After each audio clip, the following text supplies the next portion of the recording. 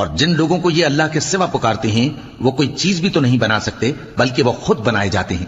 وہ تو مردہ ہیں بے جان، ان کو تو یہ بھی معلوم نہیں کہ اٹھائے کب جائیں گے. لوگو تمہارا معبود تو ایک ہی معبود ہے، سو جو لوگ آخرت پر ایمان نہیں رکھتے ان کے دل انکار کر رہے ہیں اور وہ سرکش ہو رہے ہیں. یہ جو کچھ چھپاتے ہیں اور جو ظاہر کرتے ہیں اللہ ضرور اس کو جانتا ہے. وہ سرکشوں کو ہرگز پسند نہیں کرتا. اور جب ان کافروں سے کہا جاتا ہے کہ تمہارے پروردگار نے کیا اتارا ہے تو کہتے ہیں پہلے لوگوں کی حکایتیں.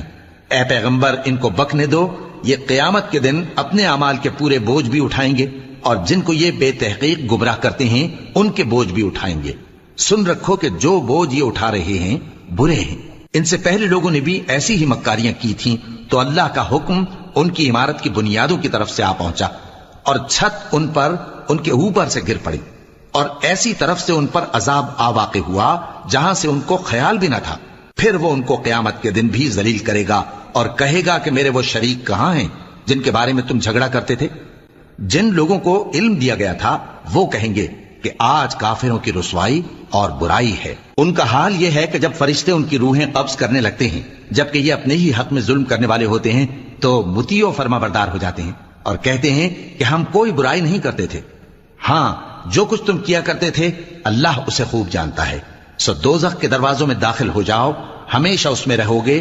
اب تکبر کرنے والوں کا برا ٹھکانہ ہے. اور جب پرہیزگاروں سے پوچھا جاتا ہے کہ تمہارے پروردگار نے کیا نازل کیا ہے تو کہتے ہیں کہ بہترین کلام.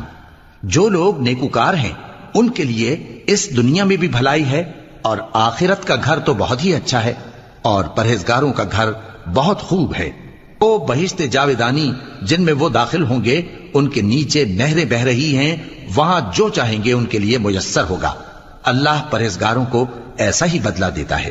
ان کی کیفیت یہ ہے کہ جب فرشتے ان کی جانیں نکالنے لگتے ہیں اور یہ کفر و شرک سے پاک ہوتے ہیں تو سلام علیکم کہتے ہیں اور کہتے ہیں کہ جو عمل تم کیا کرتے تھے ان کے بدلے میں بہشت میں داخل ہو جاؤ. کیا یہ کافر اس بات کے منتظر ہیں کہ فرشتے ان کے پاس جان نکالنے آئیں یا تمہارے پروردگار کا حکم عذاب آ پہنچے؟ اسی طرح ان لوگوں نے کیا تھا جو ان سے پہلے تھے اور اللہ نے ان پر ظلم نہیں کیا بلکہ وہ خود اپنے آپ پر ظلم کرتے تھے. تو ان کو ان کے اعمال کے برے بدلے ملے اور جس چیز کے ساتھ وہ ٹھٹھے کیا کرتے تھے اس نے ان کو ہر طرف سے گھیر لیا. اور مشرک کہتے ہیں کہ اگر اللہ چاہتا تو نہ ہم ہی اس کے سوا کسی چیز کو پوجتے اور نہ ہمارے بڑے ہی پوجتے اور نہ اس کے فرمان کے بغیر ہم کسی چیز کو حرام ٹھہراتے.